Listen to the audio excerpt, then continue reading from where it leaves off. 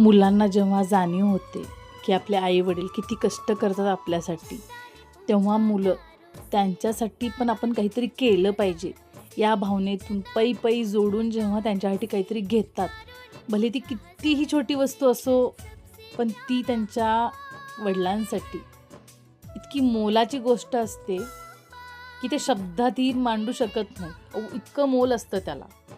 आणि मुलं या वयात त्यांच्या आईवडिलांचा विचार करतायत, पालकांसाठी काहीतरी करण्याची त्यांच्या मनात येतं, हेच खूप आहे त्यांच्यासाठी.